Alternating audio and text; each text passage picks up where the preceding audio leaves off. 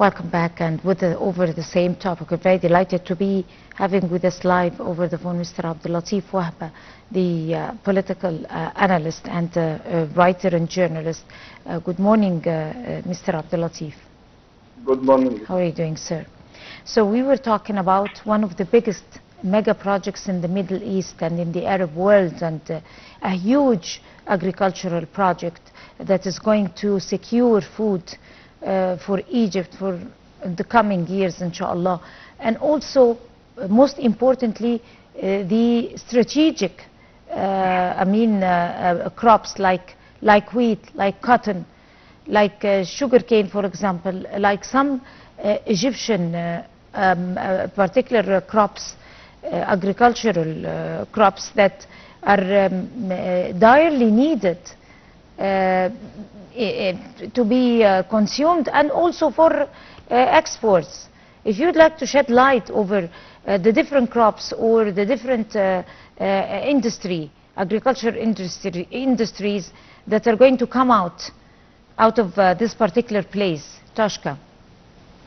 Yeah, of course, as you know that, for example, Latif came to power, he committed to reclaim about 2 million faddan. Egypt is already achieved 1 million faddan in Tushka, in South Egypt, and in some, and also in the north coast, beside El Alamein and so on. This is, of course,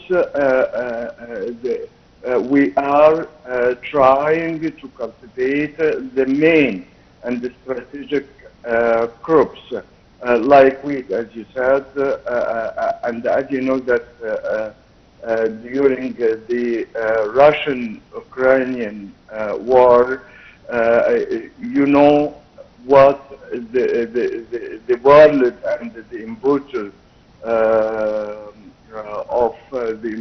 of Russian and Ukrainian wheat and vegetable oils faced during this period. They suffered from the high prices, from high shipping costs and risks and so on, and the insurance, and sometimes disruptions of shipment to the importing countries and so on.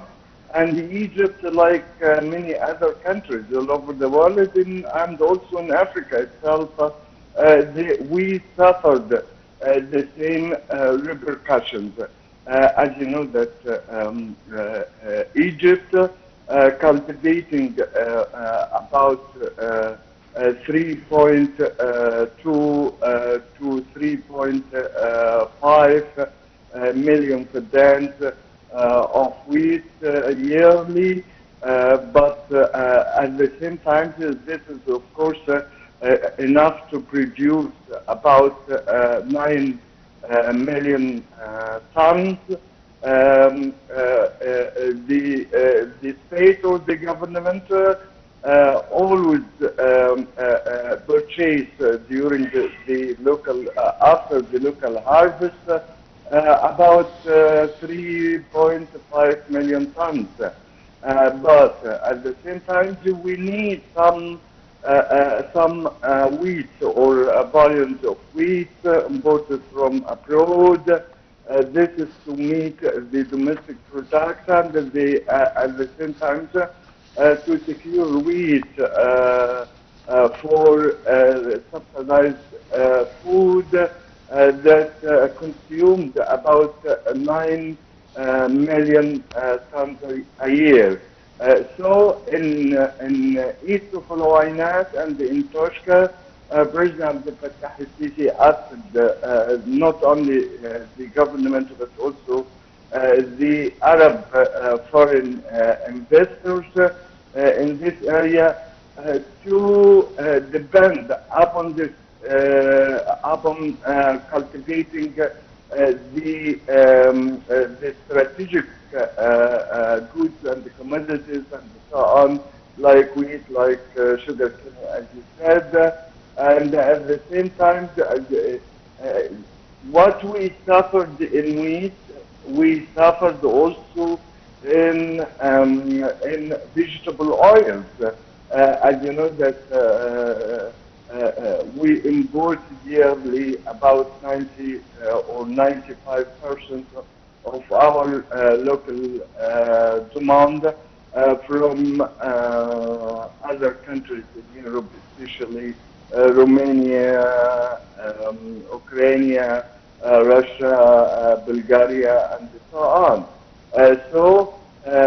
President Fattah al-Sisi acted or directed the government and the investors that we need some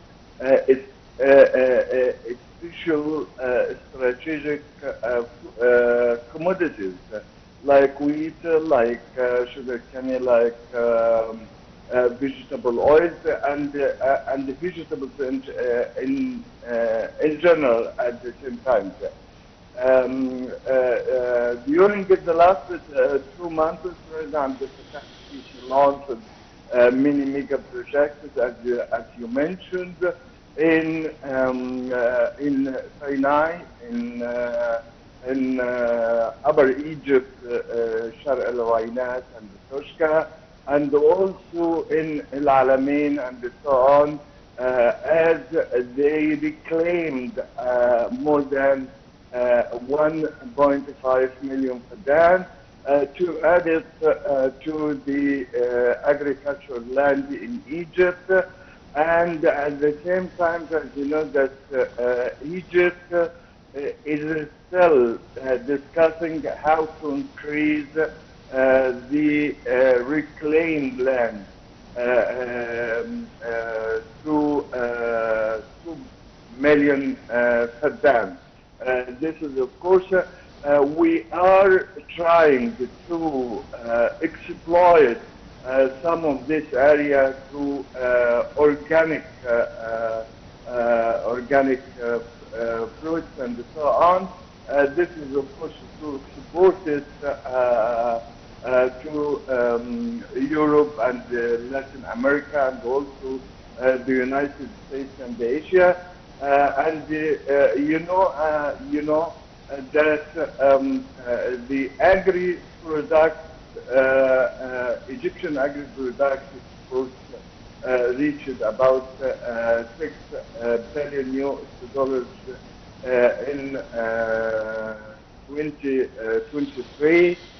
This is the main volumes forwarded to East Asia, especially citrus and so on.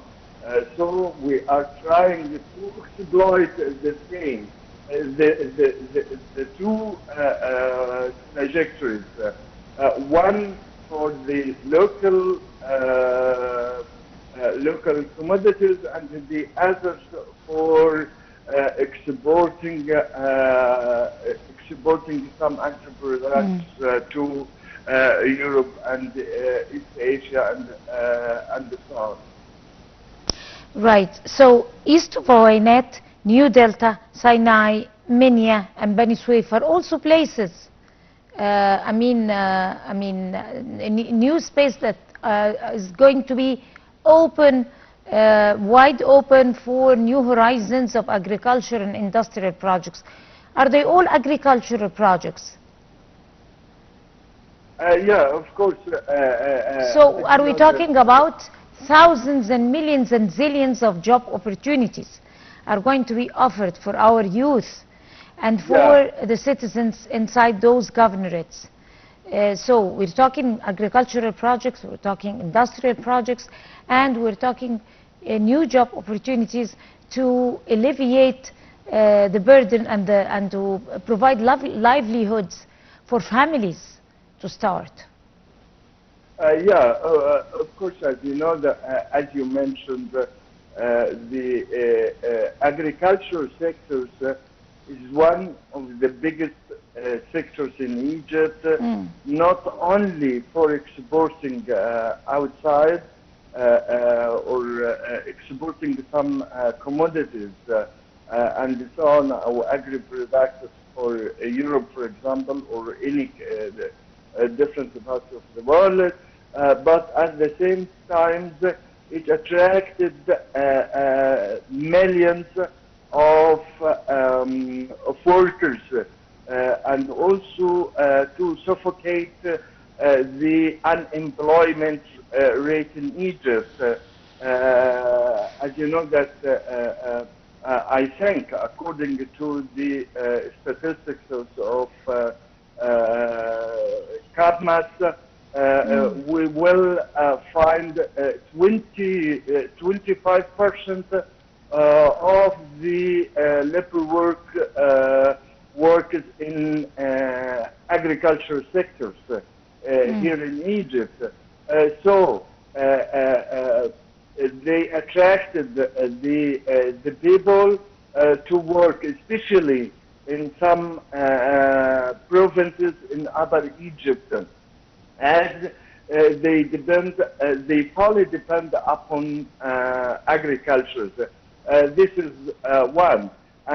Secondly, as you know, that the agri-industries at the same time, especially after President Abdul al-Sisi directed the cabinet and the government and the investors not to build, not to establish only agri farms and so on, but they have to build the logistics for this area, especially factories for food industries and agri-industries at the same time.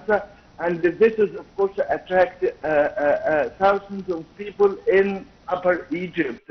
Right, especially of course. women, for example. For example, they are working in these factories and so on.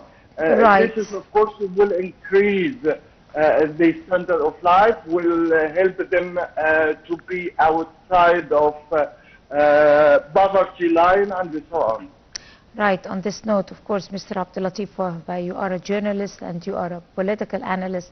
I'd like to thank you so much for talking to us on the Breakfast Show today. And by this, we come to the end of this edition of the Breakfast Show. Many thanks to all of you. Until we see you again tomorrow morning, that's a goodbye.